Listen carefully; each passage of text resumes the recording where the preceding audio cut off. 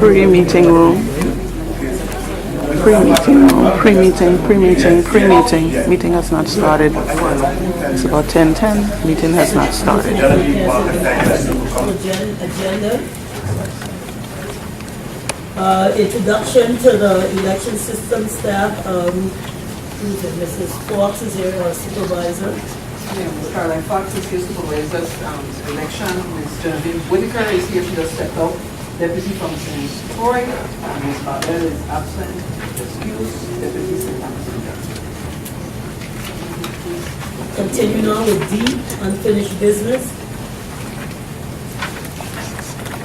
Oh, prior to that, excuse me, I'd like to welcome our audience. This is almost more than our board members, which is good. Thank you for coming. Right, continuing with D, unfinished business. Motion, please. Yeah, Member Moore. Yeah, I move that we hold item 1 under D until Mr. Ross comes, because it's my understanding from him that he's going to make a presentation pertaining to numbers. So if we could just move it to when he comes, hold it that way to when he comes. Any objection? No objection. No objection? Okay. Thank you. So that's number 1 we're holding till Member Ross gets in. How about number 2 on the unfinished business? Is that part of that? Title 18, Chapter 11, Section 232. Well, who's supposed to speak on this? You are? Everybody else do this.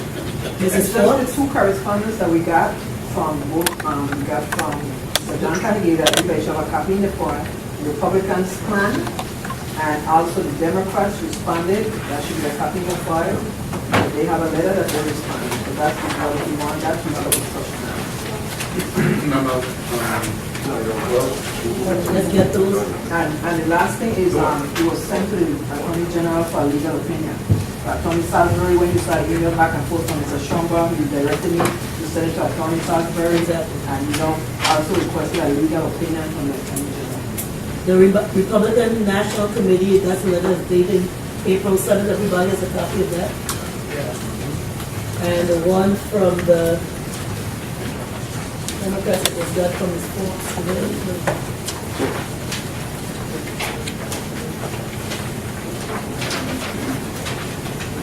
One, there's another one there's one dated April 7th from Warren B. Cole. You have that, everybody? And then we got one dated April 4th from Cecil R. Benjamin.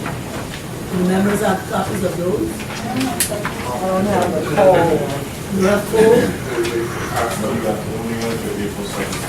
April 7th from Cole. With this,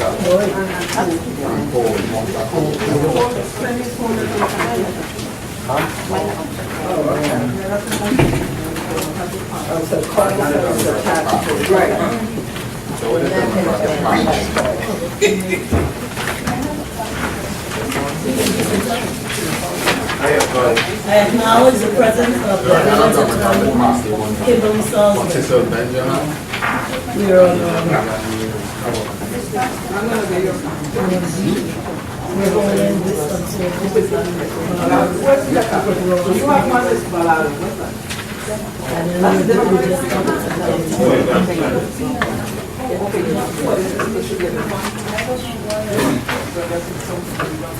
Okay, let's have a recess for a few minutes so we can get our copies. Because a lot of the things, excuse me, a lot of the things were given to us this morning. So the copy from Cole says what? National from the John Kennedy. If I could take my shoes. The one for Cole. From Canigata. That's a thick one here. How many persons need copies of that? How many persons need copies? That means everybody has a copy.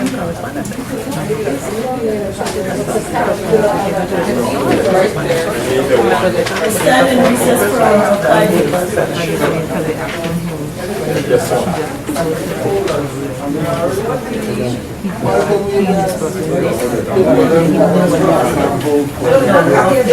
Anybody has seen this?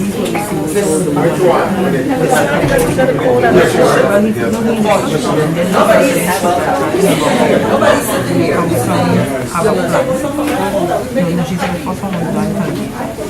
Only one other person coming, Mr. Ross.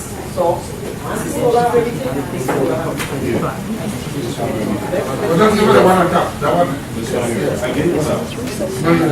I was going to make the comment. Okay. Everybody's good?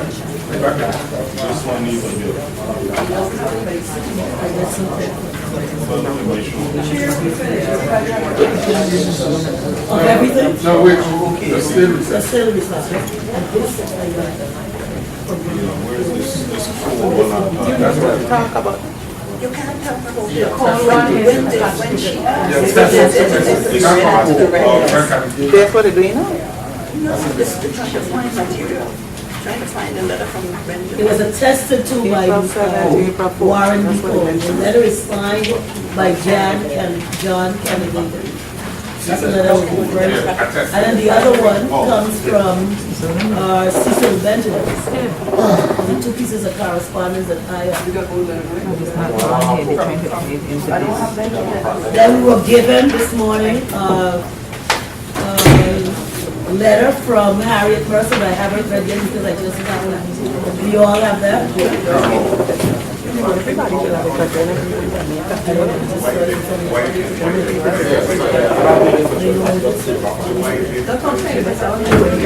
Yeah, but I need to. Save the tree. Save the tree. Save the tree. I'll read off my book. I don't know documentation for the Democrats.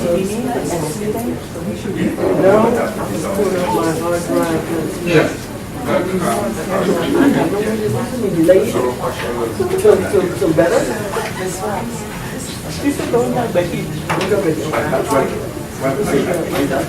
Once you request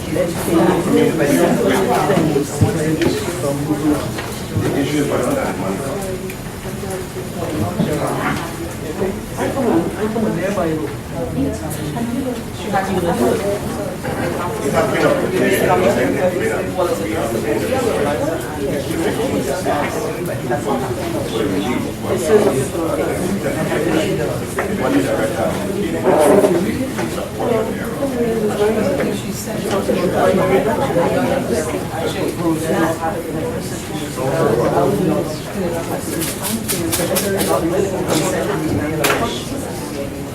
Well, I think that's what's on the just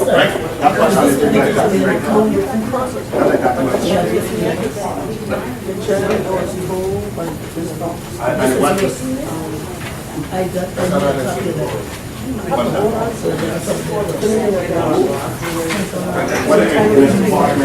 It don't matter to me. I mean, that's the governmental stuff. I have nothing to do. It is what it is.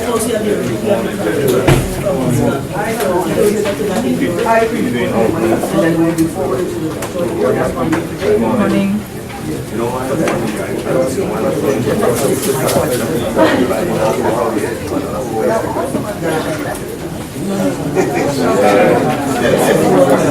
I ain't got to do my head. I got I'm great.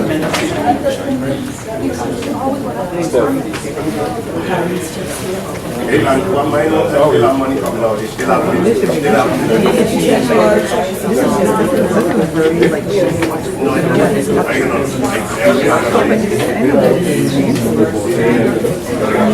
Since when?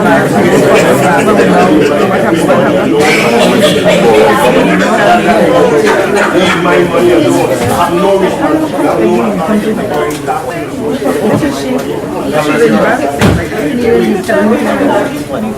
Yes,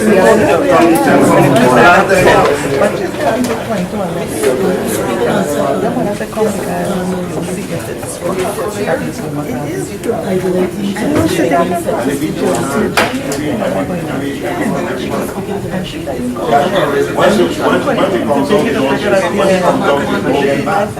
No, you can pick her name back. They can Okay, thank you. Can I say that's for the inquiry?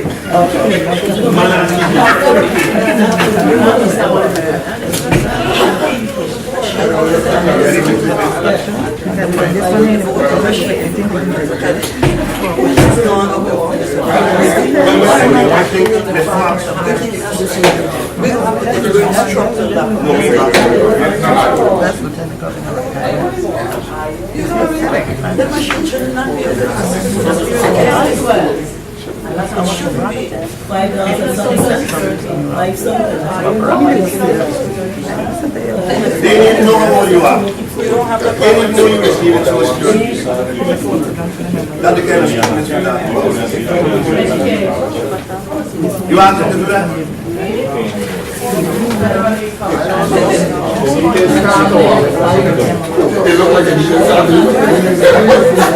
It started already with 5 minutes. So waiting for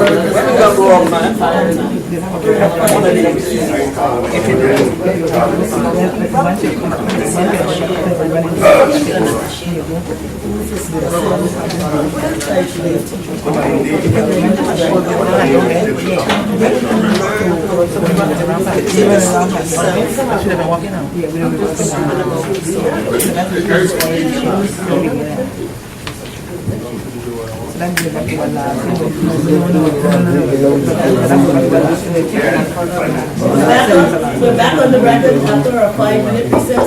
Roll call. Mr. Lawrence, Larry Bashanti, absent.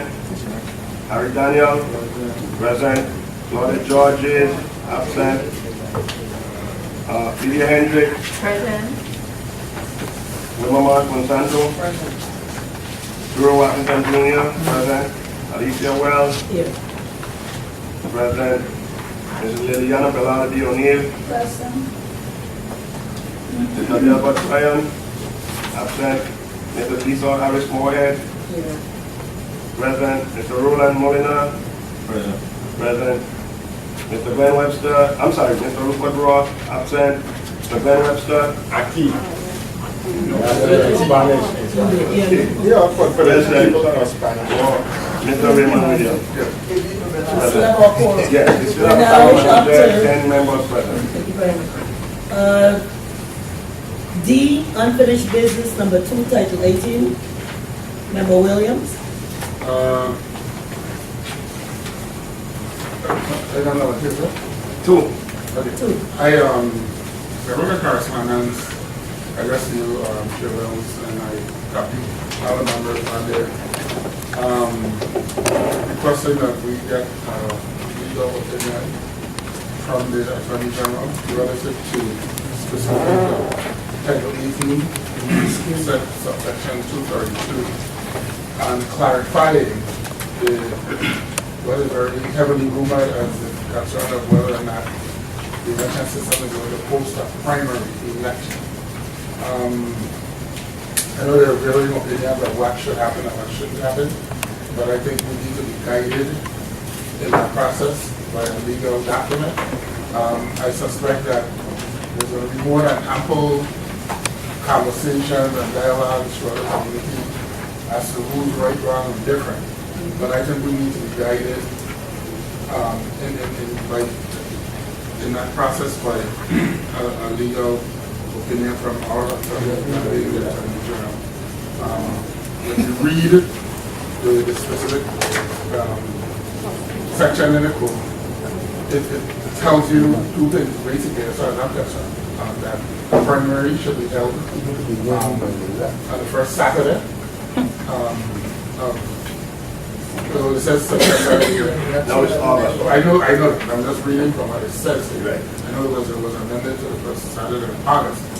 And then it also speaks to the fact that parties are supposed to submit plans to the board for the board's review on their plan for the nominating and selection process for party officers and candidates sitting for the Congress. Now, in my reading of it, to me it says it's clearly that the parties are responsible. This law was written, I think, in 2011 or 2012 in the 29th legislature. 2001. 2001. Yes. Okay. Amended. 2001. Okay, amended. Well, that's what I meant. But I think my point is, that's what it reads. I know in the election of 2012, we were taken to court by the Democratic Party, Markaj, and the end result was that the legislature, this was, I don't remember whether it amended or but they held the position that they would fund the primary. Now I know by way of the fact that I saw documents from when he said that, and that the legislature did pass a line-item appropriation in the amount of $350,000 to host a primary. I am still wondering what direction we're going to go in, and that's why I wrote my letter requesting that we get a legal opinion. Because I don't know, honestly, actually, what direction we are supposed to go in, and I think we need clarification. Let me just answer, David, speak to you when I got your letter, I asked Ms. Ross to call and talk to the South County and the AG's office. The AG now has a policy. You probably saw that in a response that you have to say what you want and give them time to do it. So it was forwarded to the attorney. Member Moore? Yeah, just to make, I think, clarification. Member Williams said. Pardon me? Okay. I said two brief clarifications just for the purpose of the record. Member Williams indicated that the parties were supposed to send their plans for our review. I believe the statute says certification, which is a little bit more than reviewing. And just so the record's clear. And the other thing with respect to the history of this, what happened in 2011 was not that, just like you said, it would fund the primary, which it did. What they did was put off the start of the parties doing it to 2014. That was the amendment that was made in 2011. We spoke to that at the Democratic Party president, as well as the ICM party was president, who spoke in front of the legislature, and they postponed it to 2014 because that law, along with the law for the voting machines, both of them were supposed to be put off to 2014. And what happened was only the one with respect to the primary was postponed to 2014. That's my recollection also. Member Watley, could you? I never seen a law, and unless somebody produced that law or that amendment, it doesn't exist. The one they've done that she's referring to about a commencement date of 2014. There's no place I've looked to the code, I've looked to the session laws. I don't see any evidence of such. Yeah, I see no evidence of no such language. I heard this now for the last 4, 5, 6 months.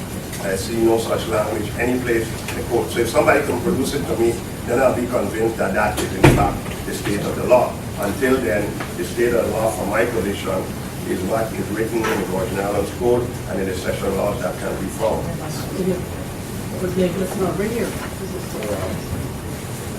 Please let the record reflect that Member Ross is And here. I'd like to ask since we have Attorney Salisbury here, to respond to the request that has been made.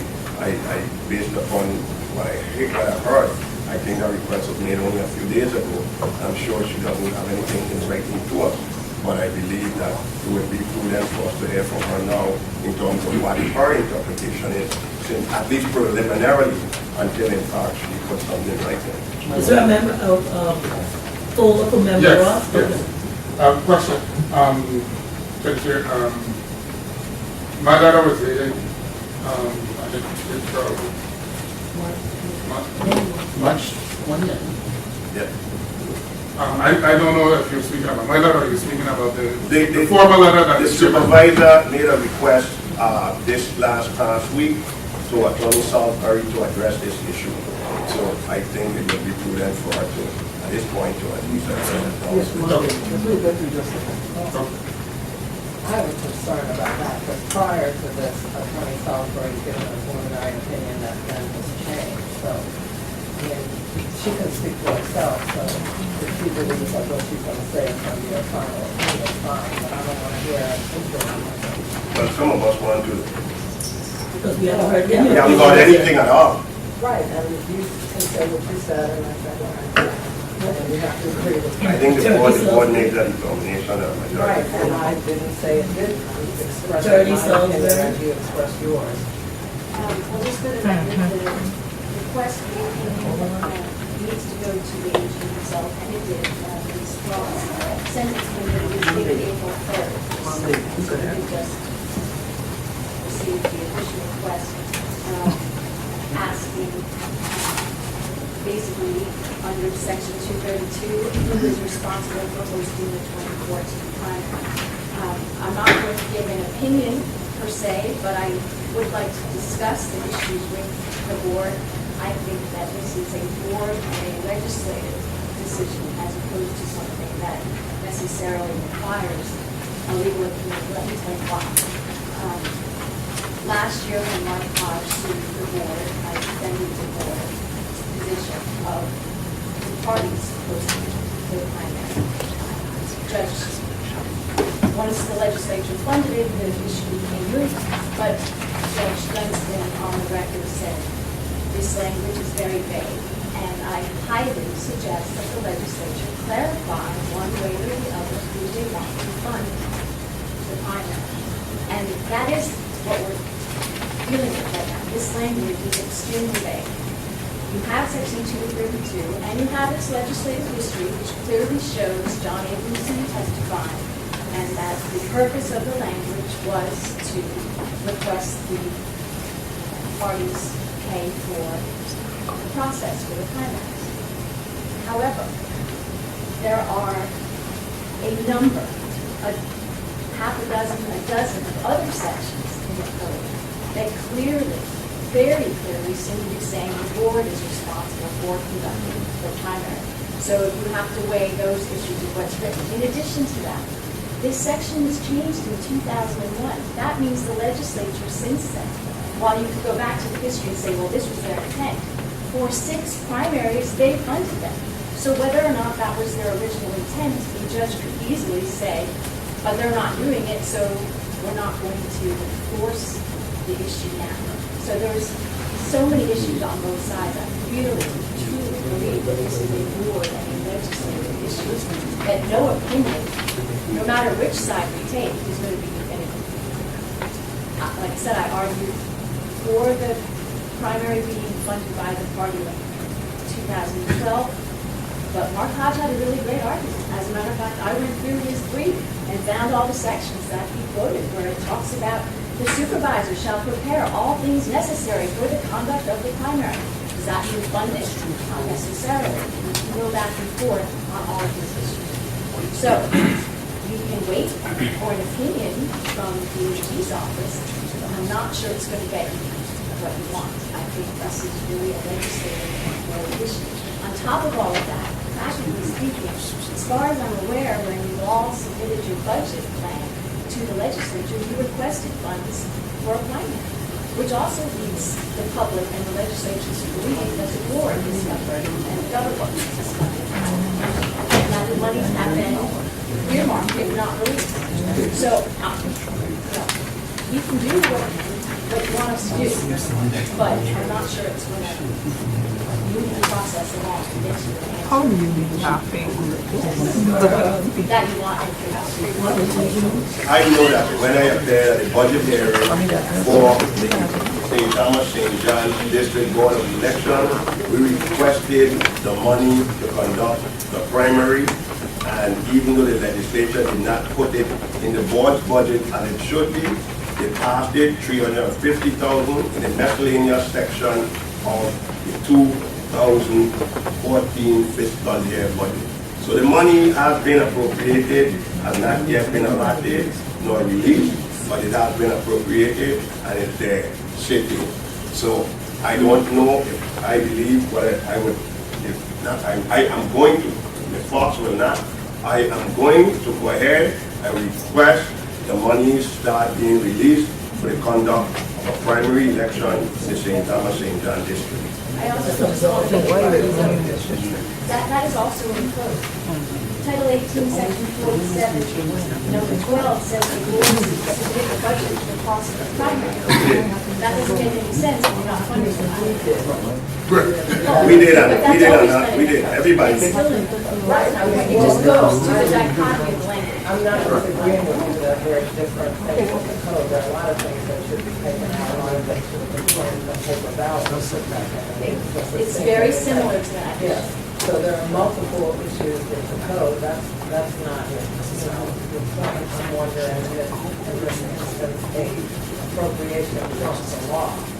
And I hear like. I think it's the 6 appropriations that make it. Well, yes, but what has happened though in past times is that we've had to go and ask for the money because it has not, the parties have not been forthcoming prior to this. Which again is part of the reason, and I think Mr. Benjamin acknowledges something that some of us are saying we see it in his letter. Please put your phones on vibrate. Trying to come up with an Off. alternative. If you need to speak, excuse me, Member Harris, please put your phones on vibrate, everybody in this room. If you need to speak, you can go outside, thank you. I'm sorry. No, I'm just saying I agree that there are discrepancies, there's a way that, you know, there's always a legal question, 2 sides, if not 3 sides of the coin. So, you know, the debate is, and I also agree with Attorney Salisbury that it's really more than a board issue, a legislative issue, because we're not clear, given that they have not moved to change other things, because I thought that may happen. Right, and given that they haven't moved to change other things, I mean, I honestly thought that we would have gotten legislation saying notwithstanding any other medical contract, blah, blah, blah, because that happens all the time. It's not the best practice, but it does happen. So not having seen that, I don't even know what the legislature's stance is this time. Mrs. Fox. I got a point of information to the chair, Mr. Washington. ONB did inform me that we do have the fund, and I sent an email to everyone telling me that they did inform me, and they allotted us to be forthcoming. So that happened 2 weeks ago. So I don't need Mr. Chair to do anything with ONB. They already informed me, sir. But I'm just saying you still do it. But I'm just saying I already. It's your money, he can't do it. Are you finished, Mrs. Fox? Member Bilal. Member Bilal. Well, to everyone. When I seek election to this board, it was because there was so much controversy in the public about this board, and there was a lack of trust in this board. And I feel that because the primary have been funded for 6 years, it's not right, and we should make it right. So I researched the law. I've been talking to some of the members that have wisdom in the law, and the law says the party primary should be by the party. The Republicans submitted a plan which I objected on St. Paul because it was submitted by Mr. Herb Schomburg, who is not the state chair, not even a member of the territorial committee. Mr. Candidate announced that he is our chair, and I am in favor of what Mr. Candidate is saying. The Republicans for a very, very long time have never had a full slate, have never had any problem with challenging. The only position that we are going to have a challenge is Herb Schomburg going to challenge Mr. Candidate for the state chair, and that's a position within the party. So I believe that the party should fund their own primary based on the law. And that's what I'm saying. I would like to state it, and I will not be voting to fund any primary based on the law unless it's changed, because we have to make things right. We cannot continue making things wrong And the attorney just said, based on 6 years. Okay, well, that's a change. And they did right. That's all I have to say. Member Marsh Consanto? I'm from the chair to Attorney Salisbury. I concur fully with Member Gallardo. But to Attorney Salisbury, are you looking at this matter with having to have the party to pay for their primary as a similar situation we had when we had to step in and deal with the issues of the machines, the law of 2011, and we have the same thing here. The law of 2011 precludes that the party pay for their primary. In fact, yes, the board has a responsibility. No election should be held in these islands without the involvement of the election system. We have had elections taking place on this island in particular without anyone in the system knowing that an election was taking place in one of our school facilities. Now, this is 2011, and we had that big, just violation of the law. I see it here as a similar thing. The law is in place. Why is it that we don't want to follow the law? Why are we finding excuses to, you go to the Attorney General again? Previously, it told us we must have an election. The machines are really not ESC certified according to the law. They should not be used. But instructions given from the same Attorney General, go ahead and use them. And I pray to God that we don't have a similar thing here. Let us repent of our ways and let us do what the law precludes. We do. The Democrats, sure you need the money. The system needs money. You will have workers coming in. You have to get these machines to different places. You have, it's going to be an election. The supervisor needs money to pay these people who are coming to work on that particular day.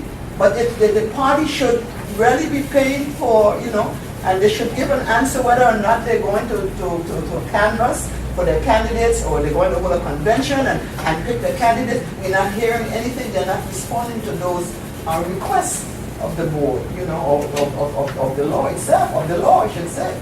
But Attorney Salisbury, I pray that we don't have a repeat of the voting machine operation that we had here, because the law is specific. When are we going to follow the law? That's my question. Member Watlington Jr. Oh, you want to respond? I'm sorry. My point is that the law is not specific. I wish it was. I have no personal opinion as to who should run the primaries. I just wish the law was specific. That would make your job and my job a heck of a lot easier. But it isn't, unfortunately. You are talking about 4 to 5 words that were added in place of all of these other sections of the code, and it makes it very confusing. I agree that that was the intent. I argued that that was the intent 2 years ago, but that is not what has been the practice since then. So it makes it very difficult to say what the law is at this point, because you have what was added, you have what was there before, and then you have the practice for the last 6 elections. And someone has to juggle all of that. That's not going to be me, that's not going to be the AG, that's going to be a judge. That's what's going to end up happening. Unless the board and the legislature come to a decision one way or the other and make it clear. Member Watlington Jr., then Member Williams. Attorney Salisbury, through the chair to Attorney Salisbury, where is it that where is the authority that we need to? I read the amendment to section 232 saying the Board of Elections will be responsible for certifying the process to be used by any political party to select party officers, candidates for public office. Where is it elsewhere in the law? If you know, as I'm trying to find it, I can't find it, that they have a deadline to do so. Huh? Not only is that not there's no deadline for that. This, to me, when you read it, you could also read it as optional. That should the parties decide to conduct their own primary, then the Board of Elections will be responsible. But it doesn't sound like a mandate to me. I'm just saying there are many ways of reading this. I have another question. And then one Yes. more thing that came to my mind is the code specifically goes through a lot of detail about the election process, what the board has to do. One of the things are the election officers. The board is the only entity that can provide election officers. Well, if that's the case, then how is a party going to conduct a primary? To me, the only way this could work is if the board really runs the primary and the parties fund it, at least to gel with the code the way it's written now. So there's so many details to consider and so many sections of the code that need amending in order to make this change in 232 effective. I have one more follow-up on that. I also have a correspondence that I was putting with my party from the Democratic Party. And it says, please be advised that the state party intends to follow the established traditional and historical primary selection process in accordance with Title 18, Section 232. And then it goes on to say, we hope that the board will give this matter more serious attention and consideration in light of the crucial upcoming 2014, which are attracting a record number of candidates. And then they also say we are diligently working to put an alternative process in place, but will not be evident until next election cycle in 2016. My question to you, have you seen it, letter, Attorney? Okay. Does this comply with what the Democratic Party, does this comport with Section 232? Well, then I guess I could say, I guess this comports with what they're supposed to do. They say they have selected the traditional and historical primary selection process. Correct? All right. It is obvious that you commented the fact that this is our esteemed Mr. General, the issue of the boards and the legislature pretty much resolving this issue. Isn't it clear that the law says that within a 6-month window, election laws are not to be amended?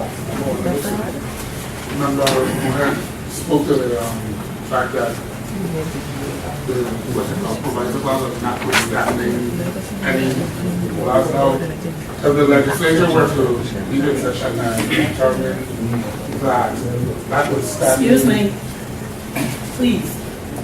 Thank you.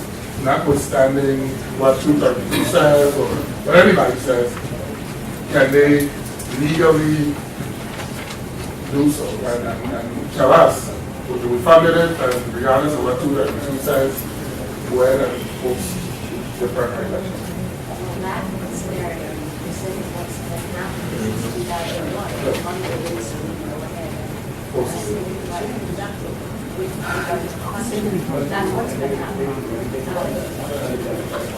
And I'm sure you all know that the section that talks about the 6-month protocol. Is that before any elections? So that includes the primary as well. So we're already out of time as far as changing the statute.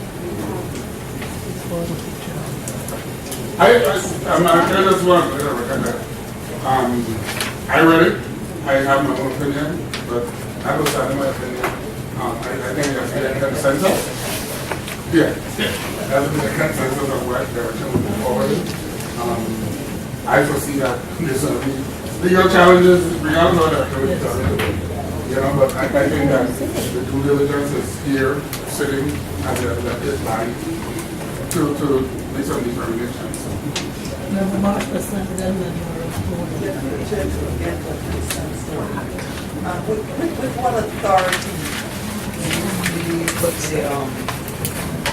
do you believe the Attorney General, because we said we're going to see legal counsel, with what authority do you believe the Attorney General, what authority do you think he has to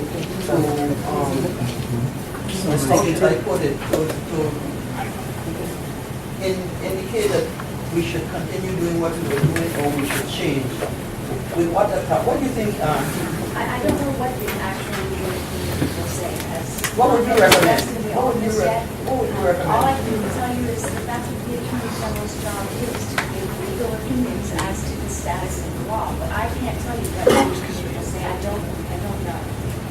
I haven't even had a chance to go beyond what I've told you today, and most of that is based on the lawsuit from 2012 for not funding the primary. And it sounds like now we have people that are upset if you do fund the primary. So I don't think there's any reason, any way to please everyone in this scenario. So I don't know what's going to do. Member Moore? Yeah, just a couple of questions again with the chair to Attorney Colfer. With respect to what Mr. Hodge has mentioned, that he said we don't wish to have insight of the statute, I'm not contesting. But did those statutes predate this one or come after? Is that, did you make an analysis of the most recent? No, we never ended up getting that far because the legislature funded the primary then. But I think off the top of my head, in general, most of them have to pay attention. And that is a great argument for the amendments to 32 that the parties are supposed to fund the primary. The problem is following 6 elections where the government kept funding the primary, so they never put it into effect, and you can't erase that either. Right, but you also can't erase the comment that it come effective whether or not Mr. Washington has seen it. And, I was there, and I guess we can, what you'll call it, confined where whether it hasn't been codified because who knows whether it's not been codified because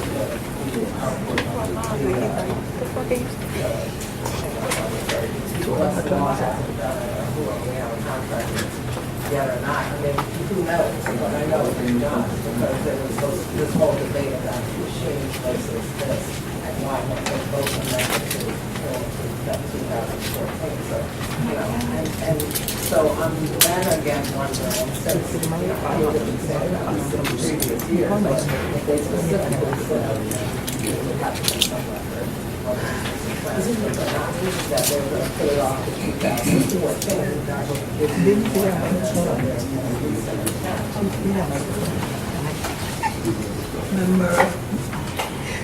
I just want to understand something. We saying that the party was supposed to pay for the primary, yet we had a budget call and this board went to get money to fund the primary. So I don't, what are we? The St. Thomas St. John District report. We did not. What is So, I mean, if you want them to fund the primary, then in 2016, you can't put up there. You don't go to, when they have budget call, you don't go to look for money to fund the primary, you tell them to take it. You wanted there because You have the money now and you just move forward and we have an election coming up in August and we The code also says that the board is supposed to submit a budget to pay for the primary. That's in the code too. And it does, I believe, predate this section, even though it's number 12 in section 47. I don't have it. This one is only but you don't have no such. So I'm not sure if they date that particular section, although it's toward the end of section 47. But there doesn't get much more direct conflict than that. Board submits budget for cost of primary, or board certifies the process and doesn't fund the primary. I mean, they're directly opposed. 2010. It was added in 2010. So it was added after. no, it wasn't added It was added in 09. But it was not then added after, it wasn't added after the last amendment, which you didn't discuss in front of the legislature until 2011. Which amendment was that? And then put it off to 2016. What's actually in the code from 01 is came after, so once again, it is a tough case on either side. And I agree. I mean, I agree that the whole title continues to be redone in many instances, but, when one senator decides to make an amendment to one part of it, and nobody is checking how ties into other sections, the other sections often, as we see in this case, never get done. So that's, that's a problem we have, and we think the law and the public's perception of what's supposed to be done. Member Ross and Mr. Hugh, making your forehead wrinkle up to say something. No, I need the cards and everything. Yeah, I'm trying to get up to floor the discussion. But let me just make a comment so that clear and see where I'm headed. In 2012, notwithstanding the law that said in 2009 that the board argued in 2000, first decade of 2000, that the board should have the authority to submit its budget directly to the legislature. Prior to that, the board submitted its budget through OMB, through the budget law. I believe that amendment addresses granting the board directly in 2009. 2012 cycle, none of the boards requested the legislature to fund the permit. The board position then was the party should fund the permit.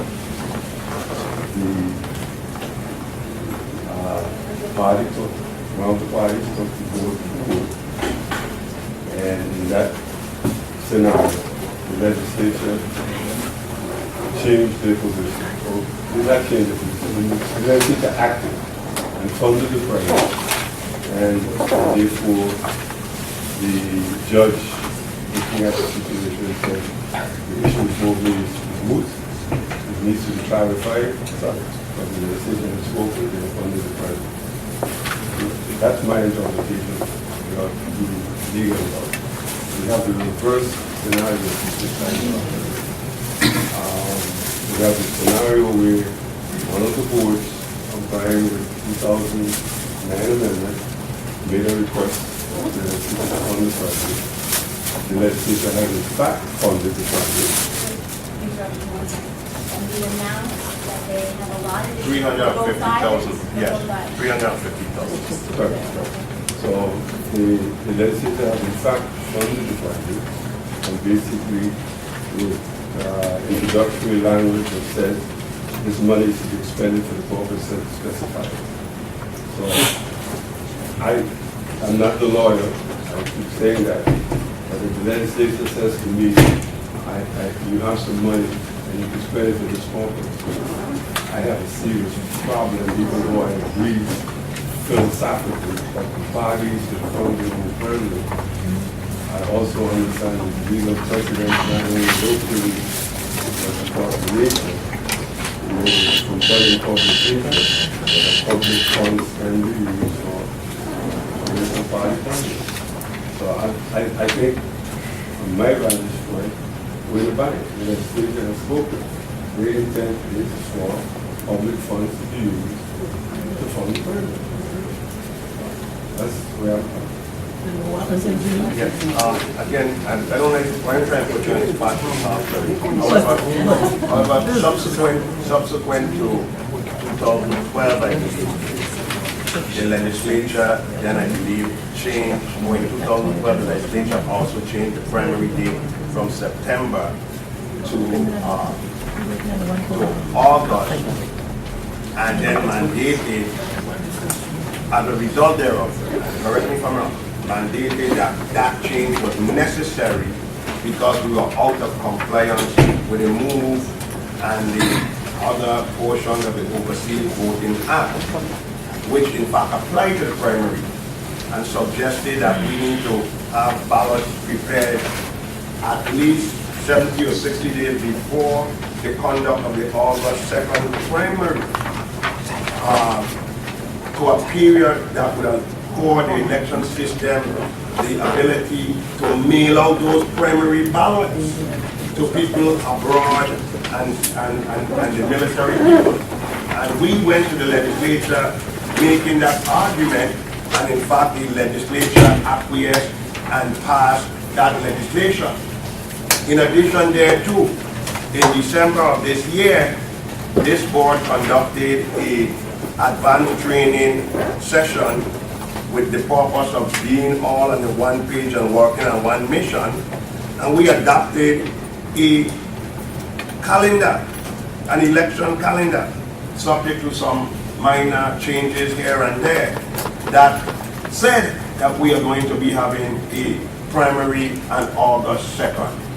It is somewhat amazing now, after we've done all those things, that I am hearing an argument that somehow something is wrong, because I think all those subsequent acts of this board, as a joint board, subsequent to the up to 2012 and during 2013, basically we have adopted a policy that we are going to conduct a primary. If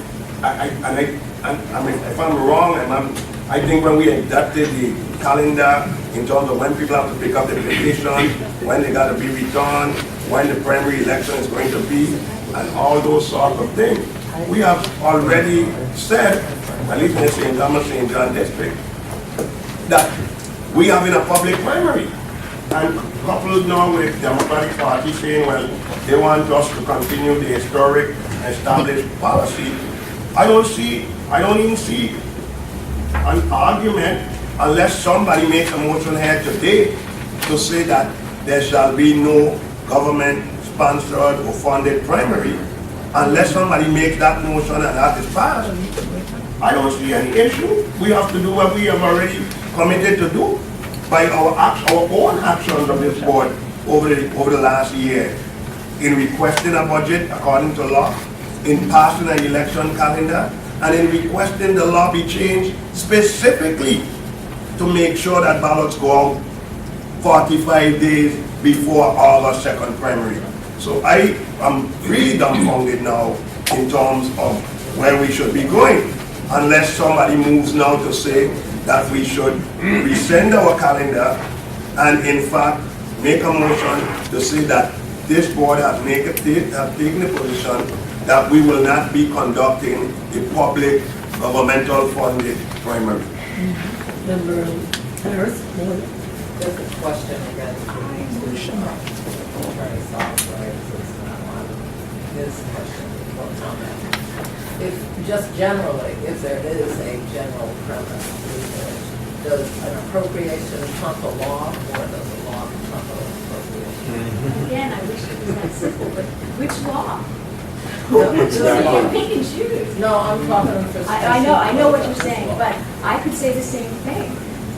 Does the appropriation, doesn't it make it look like section 4712 of submitting a budget for the cost of the primary trumps the change in 01 of section 232? Or how about the fact that section 471 says the supervisor will prepare the ballots for the primary? Well, again, if those predate the section I'm talking about, I think that I'm not, I don't care. Right, but I'm just trying to I wish know that what.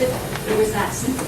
But everyone keeps looking at 232 as it's up here, and everything else is down here. It's not like that. Everything else is right here with it. No, that's not necessarily true. Well, you're right. Normally, there's statutory interpretations, and you would start with the legislature. What does it actually say? And you would go for the everyday meaning of the words, right? But you've got such contrary statutes, even if they predate, they're still there. They were never superseded, unfortunately. And then after that, you have the actions of the legislature, which contradict the legislative history. You have the actions of the board. You have 6 elections. Well, I mean, you could go on and on. I can't. Because, I mean, with respect to the actions of the board, given that the legislature has always strictly said, okay, we're going to fund it, we would have to be in compliance with, with the Bush Act. We also had to come in compliance, otherwise the feds were going to shut down our election. And at the point that they were talking about shutting down the election, because we had a federal office on the election, and they're able to do that because of that one seat, then, we had to come in compliance. So we had to do what we had to do for other purposes, which doesn't necessarily I mean, I think the arguments to be made as Member Watlington has made it, and the arguments to be made to oppose it, and they might be a great moot court case, but the question is, where do we go from here? Well, the legislative history, I think John Abramson's testimony back in 2001 was, there were questions from the senators about how exactly would this work. Would they do a caucus, would they have a convention, or would they just fund it and the board would still conduct the primary? And he said any of the above. Any of those things could happen. But the problem is none of them have happened for the last 6 cycles. And unfortunately, I have never seen anything in writing that says the legislature is now going to stop funding the primaries and start requesting that the parties do so pursuant to I've never seen it. Member Ross? Just for the record, everything that Member Watlington said is correct. But this board in February at its last meeting directed the supervisor to inform the body that they are to conduct their own election. I just want to put that on the record. If we had had this debate back in February and made a different decision, more or less that would not have done. We directed her to do that. And I know we have to, and when we did that, my recollection is, when we did that, even though the legislature had funded, had put money in the miscellaneous budget for the primary, that was not a known issue at the time we made that decision. It was not a known issue. It was not a known issue. It was not? No, it was not. It was not. It was not a known issue in that meeting when the decision. I'm speaking on behalf of the members who supported the decision. Can I ask a quick question about that? I don't know if I was at that meeting or not. I don't No, you weren't. You were not. But so at the same meeting, you're saying you discussed the calendar and the preparation of that, and discussed sending the letters to the parties. So the only way those two things go together is if you were planning on conducting the primary and expecting the parties to pay for it. Because otherwise, why would you have a calendar with nomination petitions and so on and so forth if you weren't planning on conducting it?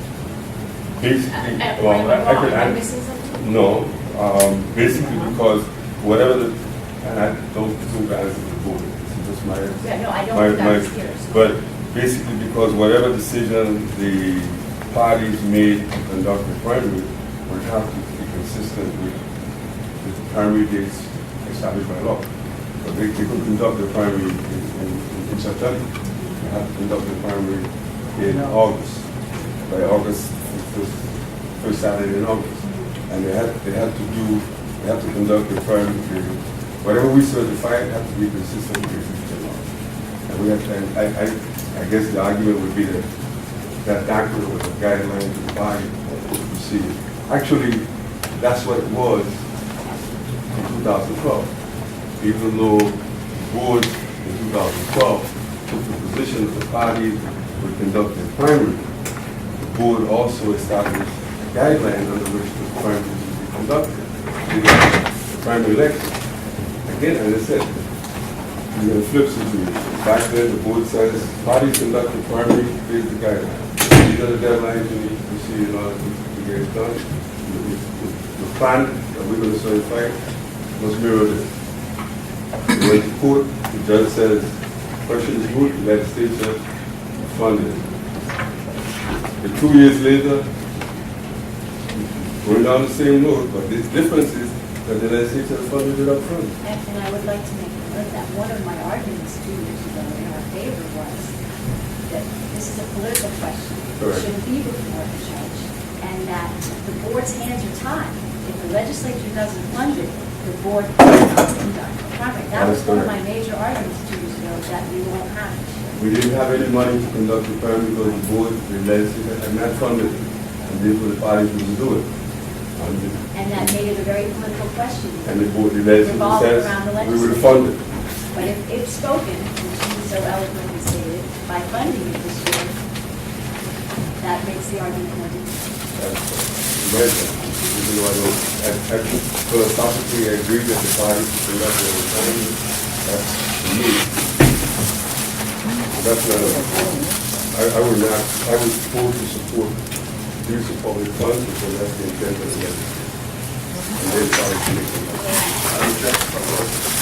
Madam Chair, I'd like to request a copy of that letter that went to the party, Campus Central. I happen not to be at the meeting in February. I have never seen the correspondence from the supervisor asking the party to respond as for the board.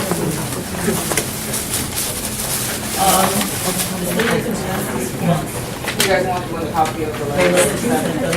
One was down? Yes, I'd like to see it now, yeah.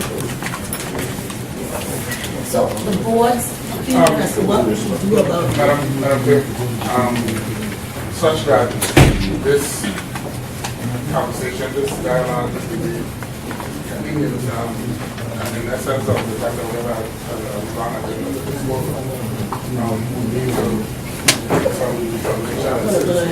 I really see nobody's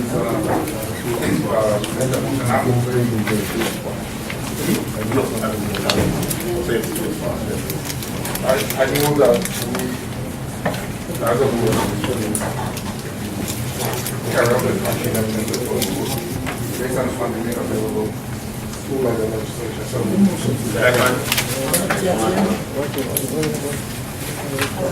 Motion is that the board, as of the primary election 2014, move a second by,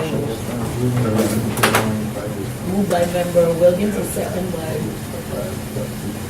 member Watkington Jr. One objection. Member Gallardo. Objection. Two is One is up, only need one. Yeah, because we got it. I think you want to call for, you want to discuss My objection, because I'm stating before, and I want this public to know that I'm a new member, and whatever happened prior to now, I am not responsible. So remember, all I'm gonna say, the board, we have to consider that there are new members here that cannot be held liable for what previous board have done incorrectly, illegally, and against the law. So only objecting to the motion as it's made right here today. Yes, I'm talking on the objection, Madam Chair. Only to the motion. Well, limiting our debate, and since we had a lot of rounds, for 5 minutes, and then we're gonna vote. Okay, I still have 4 minutes. Not 5 minutes. 5 minutes on the objection. Madam Chairman, the Republican Party, as conservative as Excuse we me, 5 are. minutes on the objection all around the table, not per person. Because we've already had a lot of discussion. Okay, well, let me finish my objection. The Republican Party, as we are conservative, we do not agree that public funds should be spent in election processes. Therefore, we have submitted a plan, and I was looking forward for this board to certify the GOP plan so that the Republican can hold their primary without any cost to the public, and that money that has been appropriated by the legislature can be put into better use by the system. And that's my objection. Member Marsh Consanto. Minutes for your objection. I object to the matter of the people's monies being spent on a primary, when in fact we have millions and millions of dollars in a deficit. We are laying off teachers, we are laying off nurses, we are laying off everybody. If we had to take this money out of our pockets individually, all sitting in the legislature, all the Democrats had to, they would encourage that it be paid for because they were looking for a ride along. We need to stop. We really need to stop and consider the people and what the people are going through today when it comes to their finances. We don't need to be paying. They should follow. There's a law on the books. Let's follow the law. We don't have a repeat again where we will be in court and it's, but we need to follow the law. I'm responding from She has 1 more minute. And 1 more minute left on the objection. 1 more minute, member Mark Monsanto, for you. Excuse me. 1 more minute for member Mark Monsanto, if you want to speak to him. Yeah, I want to have something to say. She has 1 more minute. You yield it? You yield it? You cannot speak. No. So, She did not yield. Member Mark Monsanto has 1 more minute to I speak. appreciate that. Like I said, it is grossly unfair. And we have people, the senators that are sitting, or the legislative body that's sitting in the Senate now, they will say yes. They would push that it be paid for by the government. But it is grossly unfair to the people of the Virgin Islands. People are hurting. People are out of work. We advertise a position here. 60-something people for one little job. Okay, stop. Made application Your for time it. is I'm up. just saying, made application. Your time is up. You know, people are out 1 of more work. minute. And we talking about Member Williams. thank you. The reason I want to clarify my opponent's motion, because again, I said whatever comes to the disposal. This conversation can go on in the objections to the motion is well understood. I philosophically agree, okay, that it shouldn't be done this way. I think personally we should follow the law. But until some action is taken, we're doing nothing. So your motion, your objection should be registered in your vote on the motion. If you believe strongly enough that it should not be done that way, vote against it. Roll call. You know, that's an affront.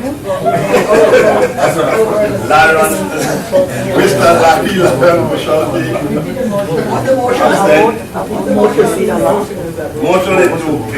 The motion made by Member Williams is that the board carry out the duties of conducting the primary elections for 2014. Mr. Lawrence Larry Bushaldi, absent. Board of election. Carry out, he said. It's funny, carry out, he said. Ms. Carly Georges, absent. Mr. Harry Daniel? Yes, to the motion. Yes. Mrs. Wilma Marsh Monsanto? No. No. Mrs. Lydia Hendricks? Ms. Lydia Hendricks, abstain. Mr. Lisa Wells? Arturo Washington? Yes. Junior? Yes. Mr. Delbert Bryan? Absent. Mrs. Liliana Pelado de O'Neill? No. Mr. Glenn Molina? I'm sorry, Mr. Roland Molina? I'm looking directly at him. You got that? Yes. No. Yeah, I know. But you have I said that, Do that over. excuse me, the motion is carried. So the election system of the Virgin Islands will hold the primary election, 2014. Motion, member Delano. Madam Chairman, I would like to move a motion that this board accept and certify this plan that the GOP submitted for the consideration of running their primary. I so move. Objection. You need a motion,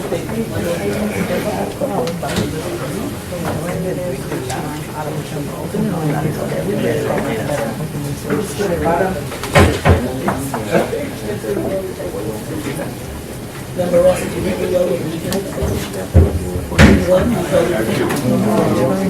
the motion is member Belal to motion that the to board adopt the GOP plan to adopt and certify the GOP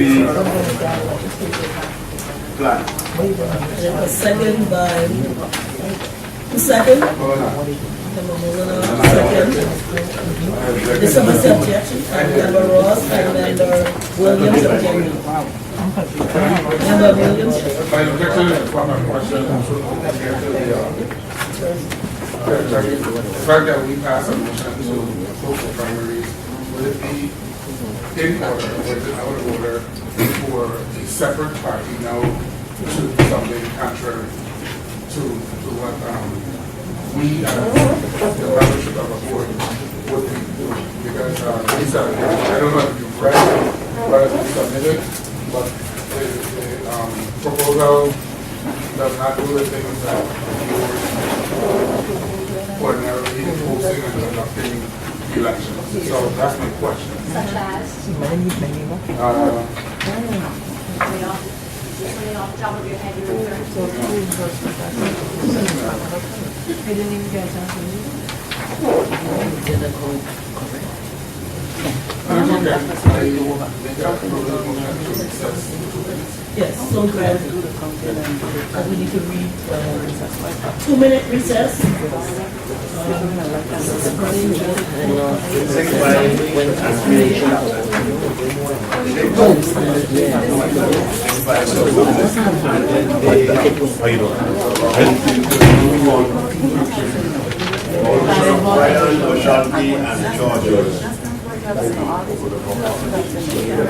Specialty Georges and somebody else.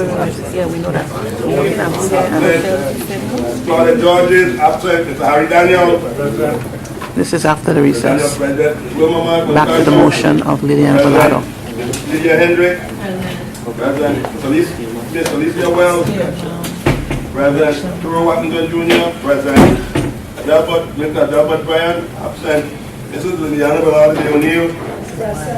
Mr. Roland Molina. Here. President Mr. Glenn Webster. Absent. Mrs. Lisa Moorhead. President Mr. Rupert Ross. Jr. Mr. Rupert Ross Jr. Present. President Mr. Raymond Williams. Here. Madam Chair, 9. 10 President. 11:35. Okay, where was it? We're now We are the basis of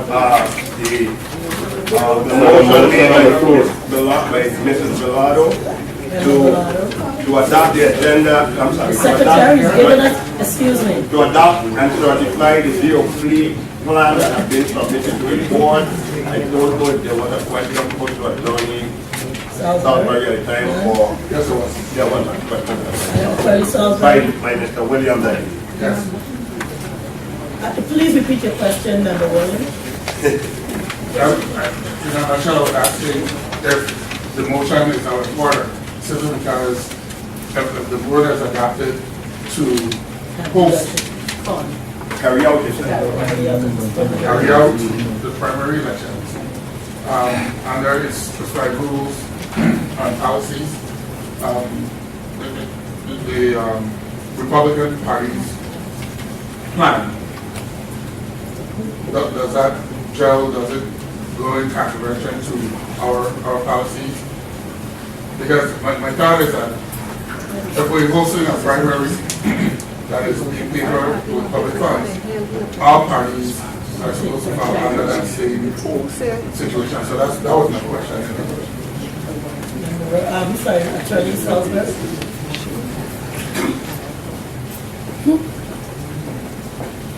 I think government is funding primary, it needs to fund the primary for all participants.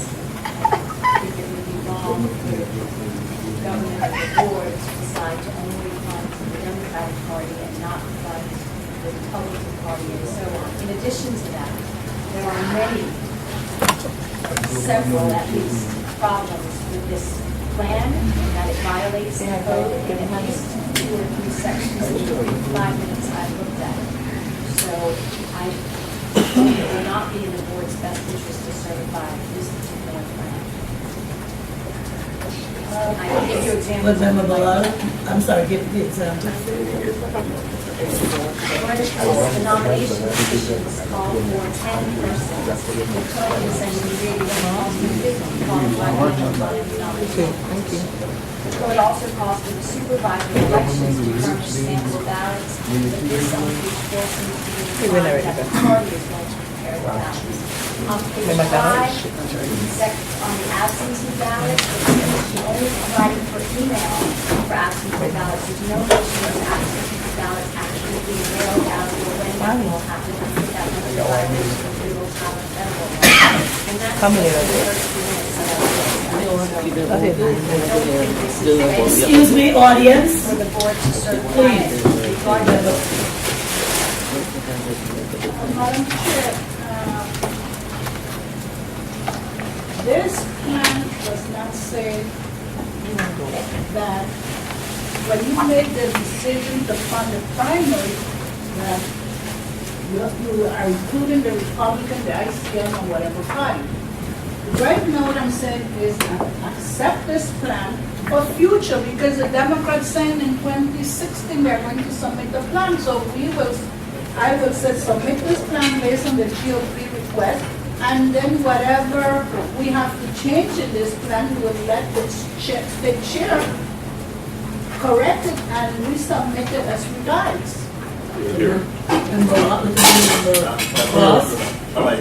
You change it? But I had objected, I don't want you to, I don't want to say even more no. I yield to Mr. Ross. I will object even more no. The intent of the proponent is to have us adopt a plan that would try to get the board. I strongly respect that. We have no way of knowing whether the election law will be changed next year after, or even community parties election. So we can't have a plan to the future. My original objection was basically that if I was... Excuse me. Member Ross has the floor. I'm sorry. If my original objection stemmed from the fact that once the board made a decision to use public funds and not primary, to exclude any group from that process, we voted and discriminate. So I would have a plan based on that principle. I move to present something. All right. Roll call. Roll call on the motion. Wait, second. You don't need a second. Yes, you do. That's a secondary. No. Don't let me go on my.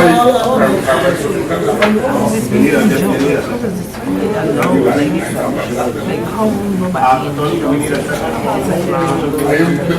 I trust that. Any motion needs a second. All right, roll call.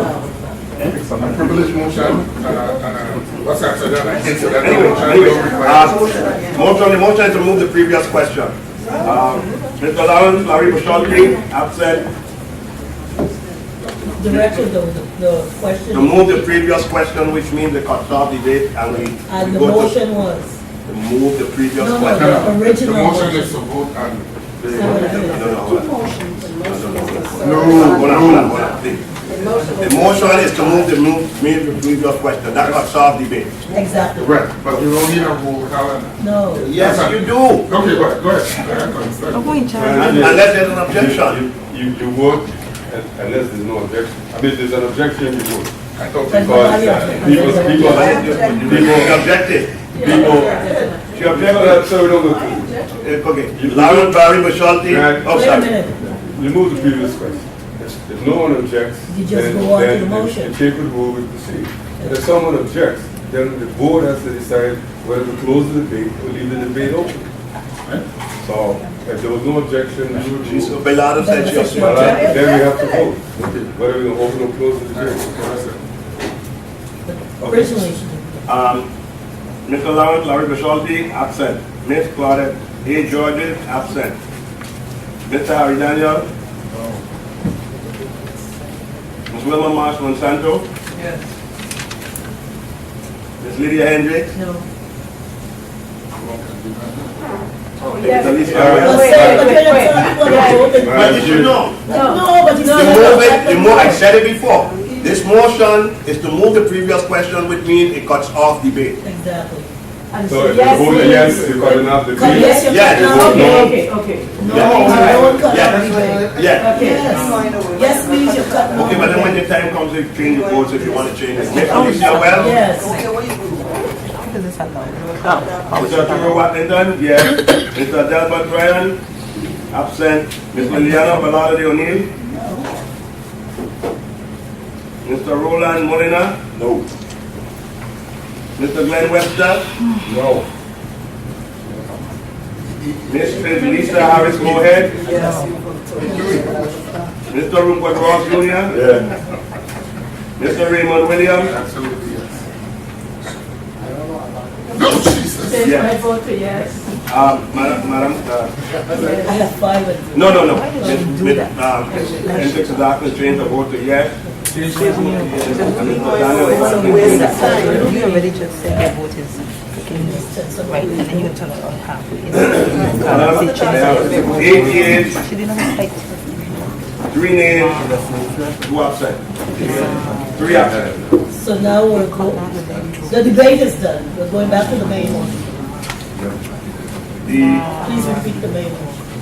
The motion was made by, the main motion was made by Mr. Bellado to adopt and certify the GOP plan. It was seconded by Mr. Molina, objected to by Ross and Williams. And no means you disagree, yes means no. Mr. Lawrence Bushalty, No absent. means you disagree. Wait, time. We're now voting to adopt and certify the GOP plan. Okay. Right. And yes means, Yes, means that you're moving to adopt it. okay, and And No no means means you're not. not. okay. Mr. Lawrence Bushalty, absent. Ms. Claudia Georges, absent. Mr. Harry Daniel? No. Ms. Wilma Marsh Monsanto? Yes. Ms. Lydia Hendricks? No. Ms. Alicia Wells? No. Mr. Arturo Watlington Jr.? No. Mr. Delbert Bryan? Absent. Mrs. Liliana Velarde O'Neill? Yes. Mr. Roland Molina? Yes. Yes. Mr. Glenn Webster? Yes. Yes. Mrs. Lisa Harris Moorhead? Mr. Rupert Ross Jr.? Yeah. Mr. Raymond Williams? Madam Chair, 7 years. Mr. Chair, Yes, sir. I need to change my vote to no. What did you say no? Yeah, okay, that was. He said no. William said no. He said yes. Madam Chair, This has been allowed. 4 years, 7 nays, 4 absent, 3 absent. We didn't really go enough. Is 3 absent. It's too small. The amendment is not, the motion is not. Me voted not. Okay, we're going back now to D1, Member Ross. We held that for when you got. Thank you, Madam Chair, and I sincerely appreciate that, even though I'm having a slight dilemma. At the last joint board meeting, I distributed some documents. At the time, I was unable to provide the members of the Thomas board copies. I gave those, these two, I think 1 or 2 members that were there an extra copy. I had asked to get some additional copies made for today, but in transition with the recorders, and that was, I guess, for the next. So I'm relying on mental notes, and I apologize to the board for the motion that I'm about to put before the board is to request that the board instruct the supervisor of election to pay the outstanding obligation to Attorney Scott McCain, who served as legal counsel in 2012. 2011, 2012 election cycle, 2011, 2012, and issues that dealt with the Sinquoi Board of attempt to recall members of the Sinquoi Board of Elections. As you may recall, the issue was brought before the joint board, I think in July of 2011. And there was an election. After the election. After the election of the 12th.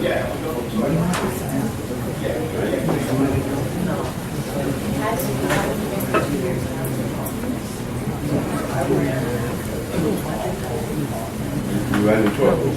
No,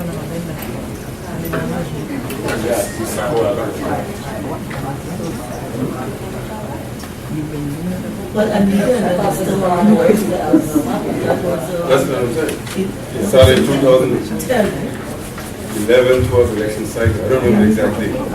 Started in 11. After 2010 election. Right? The issue, it was brought before the board in July, the joint board, under the law, the joint board. The law was amended to allow the Board of Elections to have, through the joint board, to allow the board to hire attorney, independent of the Attorney General, who had to serve as the advisor. The joint board approved it. The Sinquoi board hired Attorney Scott.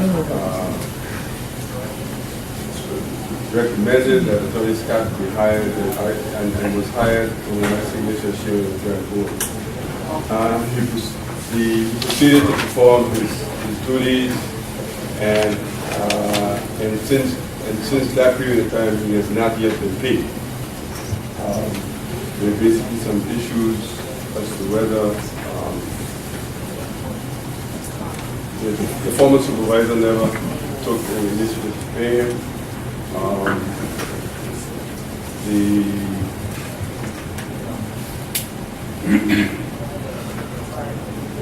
Therefore, the amount is still outstanding. For the record, the legislature did pass legislation acknowledging the legal obligation and funding it. The governor vetoed it. The governor, through OMB, responded to an inquiry of them indicating that one, that the board had the authority to pay prior year obligations, and two, that the board had the authority to program its funds to meet that obligation. And therefore, I'd also like to, for the record, indicate that in April of 2011, the joint board back then authorized that $250,000 plus, I don't recall the exact figure, be used to purchase machines, new machines out of the election fund that existed at the time. Subsequent to that, the joint board approved the expenditures of $600,000 of Harvard funds, federal funds, to purchase the new machines. So the original $250,000 set aside was never used. I believe if you reviewed some documents given to you by the supervisor at the last meeting in February, you would note that the records in the Department of Finance apparently reflects the commingling of the Harvard federal funds with the local election system funds. And it appears as if, and that's one of the issues I'm told that exists the federal audit, and that the election system technical people are going to come down and work with the department. Point of information, Madam Chair. I believe I heard Mr. Russ make a motion, it wasn't second. I am not getting the motion. I'm getting to the motion. He's giving No, but he says, information. he said a motion, I have it right here, motion to instruct the supervisor. I will, I said I will. He says he's going to. I'm going to make a motion to instruct. I'm giving the backup information. Thank you, thank you, Member Bellal. Please give an information. So that you can understand the essence of the motion. So, it is my position that once that issue is resolved, the monies will be available from that source and other sources within the system to meet this financial obligation.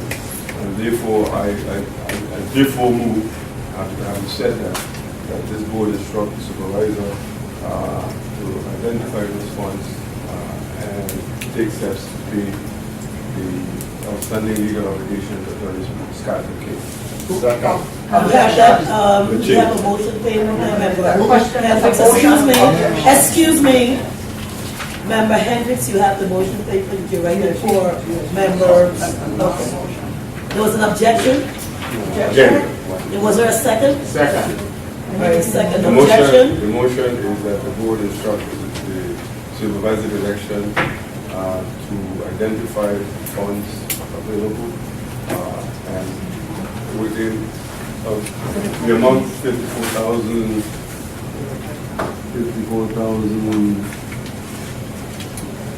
The amount is not here. I just got it on the bill. Okay. Attorney Scott McChain. Mrs. Fox? Scott McChain.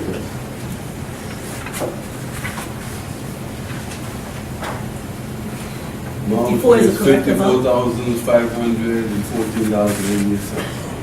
$54,514 and what cents? 88 cents. 88 cents. And there was a second. Webster. Webster. And there was one objection? I have a question. Just a minute. Objection, who? Bellano and, Monsanto. Question, member Hendricks.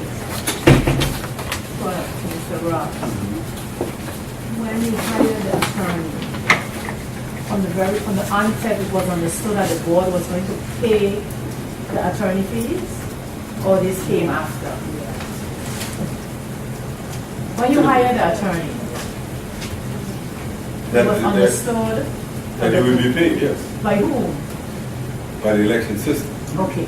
The board, the St. Croix board, as a sign of commitment to that process, we voted to forego our travel funds back in 2011. At the St. Thomas St. John building. And in order for him to be paid. And until those funds were exhausted. But then, more importantly, the other question, if I may, that the joint board authorized it. We didn't do it unilaterally. We came to the joint board. The joint board had requested. Not this person. No, the previous board, but it doesn't matter. It's obligation, it's an obligation, it's a legal contract. And if I could just add one more thing, and I'm sorry, I know you have an objection. I think also the governor had identified some monies as well that we still have available to pay, and that is the reason for the governor. The governor, when he vetoed the legislature appropriated the money for Attorney McChain to be paid. The governor vetoed it based on the fact that we had monies available still to pay him. We had monies available to cover past expenses, so the governor was vetoing any additional money because his point was we had the money, so we should take it from the money that we had. That was in his veto. No, well, you have an objection, member Bellano, then member Miles. No, I have an objection, but I need a point of information to the chair, to Mr. Ross. My concern, Mr. Ross, is why, and you said the board approved it, and I was not a member of that board, but why would the board go for a private attorney instead of using the Attorney General to continue defending the board? Because that's what's supposed to be done. I appreciate the question. Because you just triggered my memory again. And I apologize for not having the documents. All of those documents I presented in February.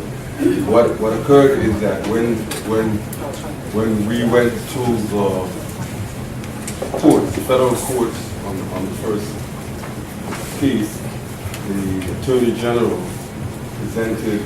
requested of the judge to be relieved of representing the board members.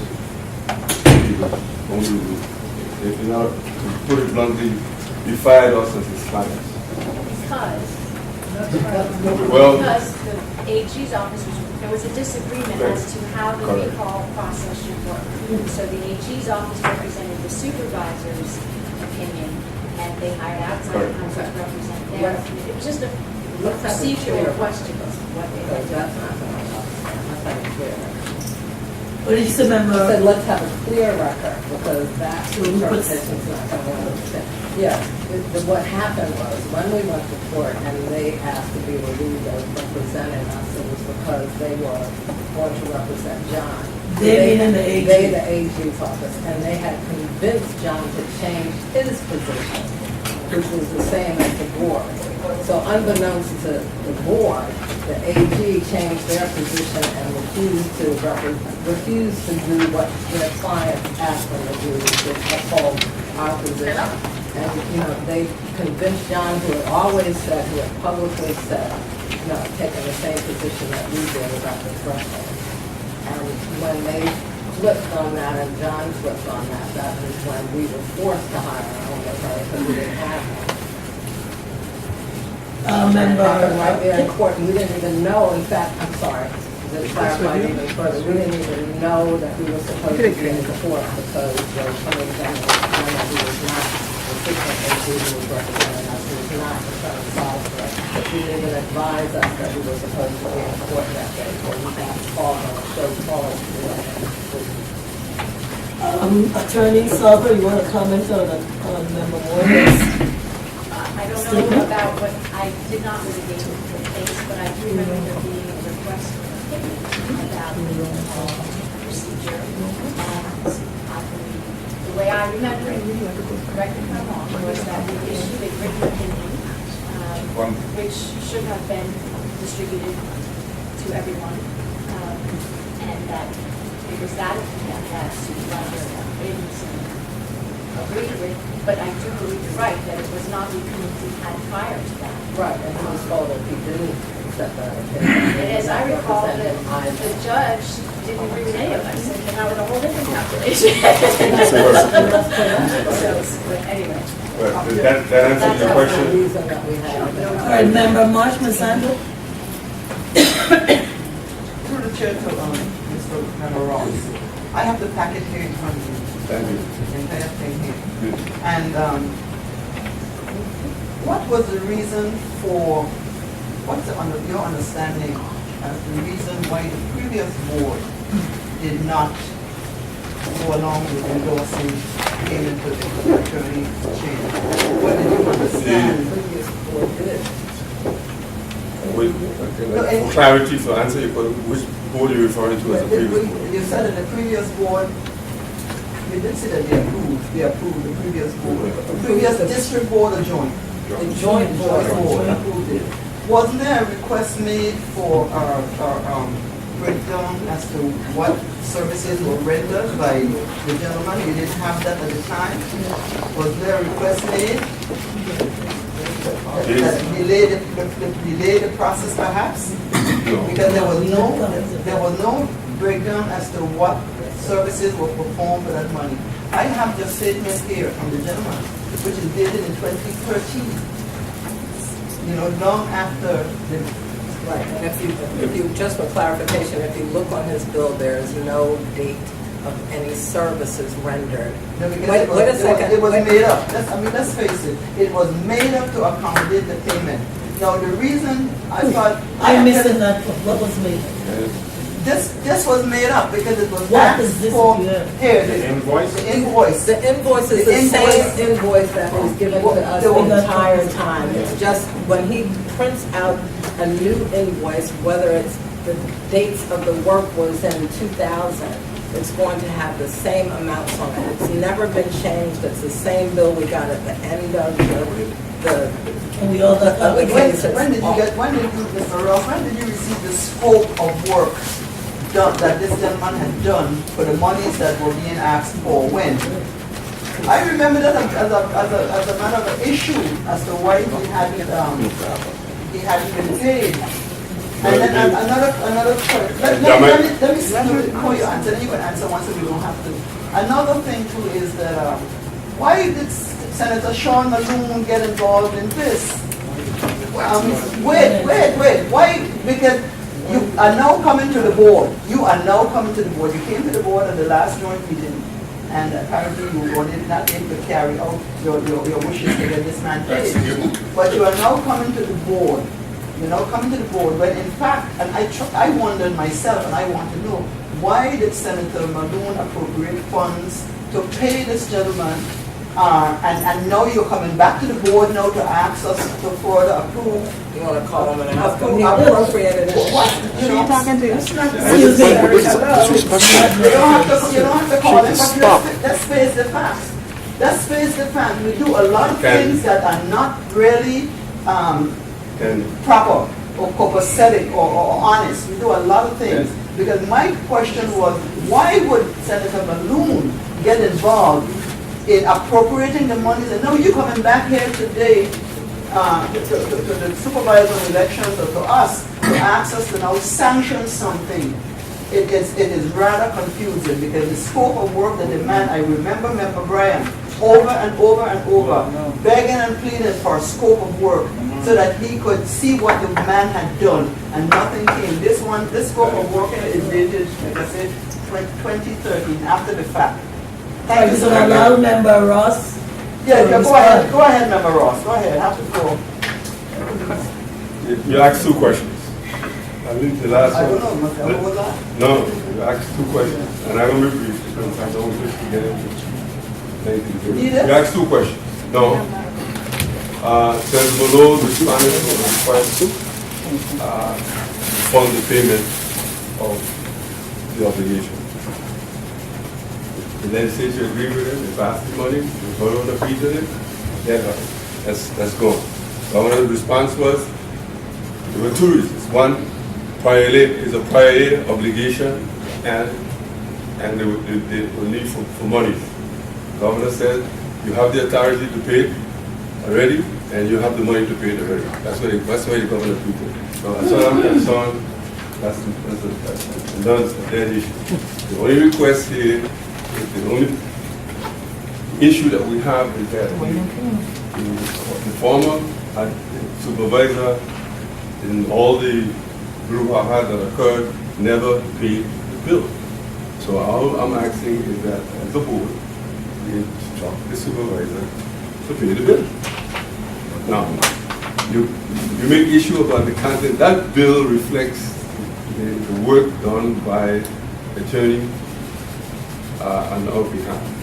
I believe that if anyone in this community feel that he is doing something improper or has done something improper, and I would testify to the fact that he has not. The legal procedures you can follow to address it. But that is his bill, and I would attest to the fact that that is the work that was done. Having been a participant from day one to the final moment of his work for us. And people's opinion is just that, people's opinion. It's a bill that has to be paid. It's a bill that has been recognized by the governor, it's a bill that has been recognized by the legislature, it's a bill that has been recognized by and authorized by this joint board. One last question. All I'm requesting is that... Hey, can I ask this to you? Could you explain this to us? What does that really mean? Withdrawing as counsel by Attorney General Evans? That's exactly what I referred to earlier. That the Attorney General went to court and presented to the judge that he was no longer representing the board. The judge said to him, that's not the procedure, attorney. You got to find some paper, and this is the paper that was filed, that he was withdrawing. And then when he withdrew, the judge says, well, board, you got to get your own counsel, because you don't have a counsel. He came to the joint board and says, We need counsel. Joint board approve it, we got counsel. No time to wait. Previous question has been moved. Any objection? Hearing none, roll call on the motion. Mr. Larry Bushalta, absent. Let us explain the vote. Yes, you're voting to pay, attorney to pay. No, you're voting not to pay. Okay. The board to instruct the supervisor to identify the fund of $54,514.88 to pay attorney Scott McKay. Shane? I keep saying King, but it's Shane. C-H.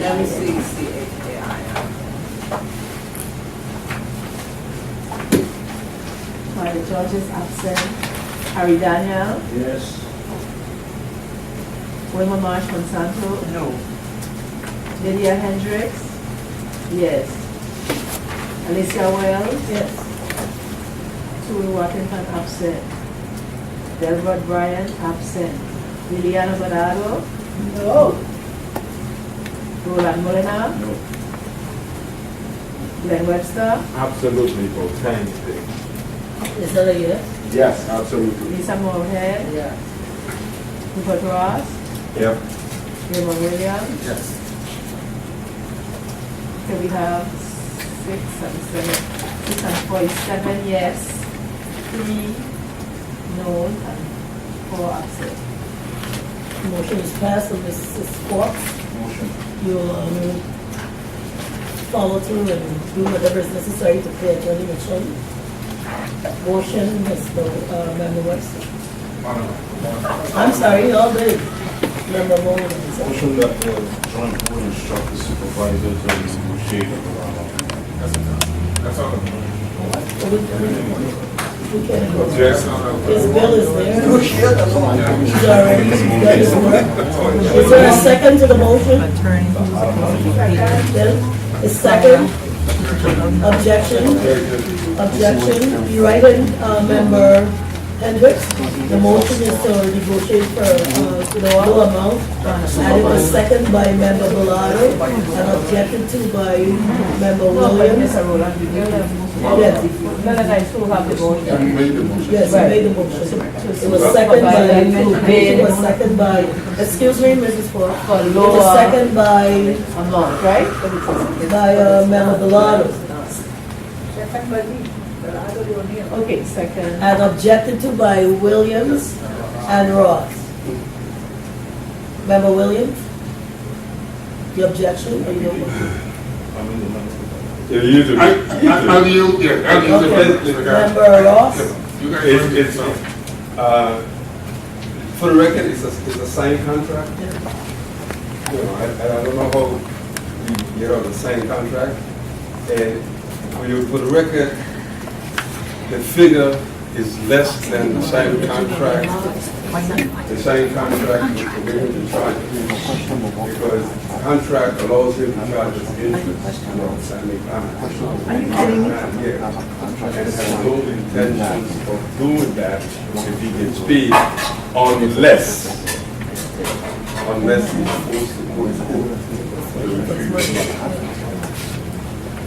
Member Marshman Sanders, you're speaking about, did you object I to the didn't motion? object, no, but I And this is all we do. Move the previous Objection, you moved the previous question, I time have for a roll question, call. I have a question. The previous question has been moved, it's now roll call on the motion. Second. Second. Roll call. So she has a different paper? Yeah. Larry Mr. Larry Bushalta, absent. So negotiate, the motion is to negotiate a lower Right. amount. The supervisor negotiate. The roll call? Okay. Larry Bushalta, absent. For the judges, absent. Harry Daniel? No. No.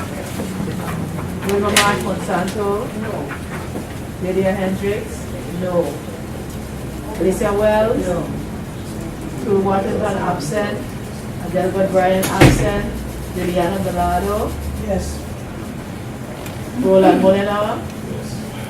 Glenn Webster? No. Lisa Moorhead? Rupert Ross? No. Raymond Williams? No. Okay, we have 8 noes, 2 yes, and 4 absent. The motion is no. Question. Question? Through the chair on this form. Ms. Fox, would you tell us when you would be in a position and how soon you think the board would be in a system would be in a position to make this payment? You have Through the chair, I have to take some time to look at the funding distributions and I'll get back to you at the next meeting. So since the dance of a district meeting in 2 weeks, I'll get you. I'll show you to the list. Well, We'll now continue. The chair from the St. Thomas District stepped out and we're going to hold that report. We're now here, Member Bellotti, you passed out some, Member Bellotti passed out some reports from the St. Croix District. Would you like to go through there and pick out some salient points? Thank you, Madam Chair. Yes, I would like to just pick out the motions that we are going to recommend to the Joint Chair. The St. Croix District met on March 5th and also on April 2nd. There were many issues that were discussed, especially the ongoing registration and demonstration of the machines, and going to most of the school and pending places that the demonstration and registration is going to take place. But I would like to just point out, everybody have a copy of the report, so I'm most willing to read it, and if you have anything to add, please do so. But I am going to just state that the St. Croix District had a lengthy discussion regarding the S-200 ballot.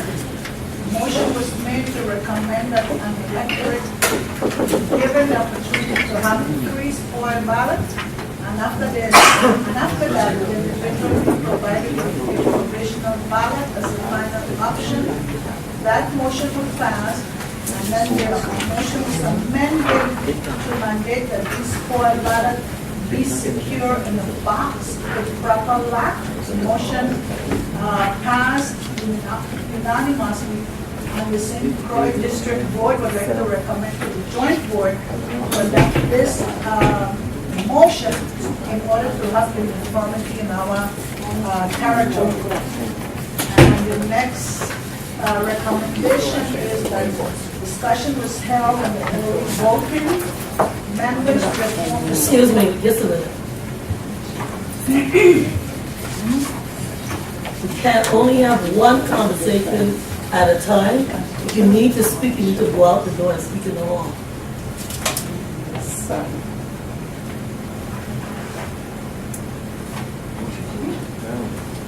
Thank you. The next discussion was held on early voting. Members reaffirmed the support for early voting. A motion to support early voting passed unanimously, and it is recommended that the joint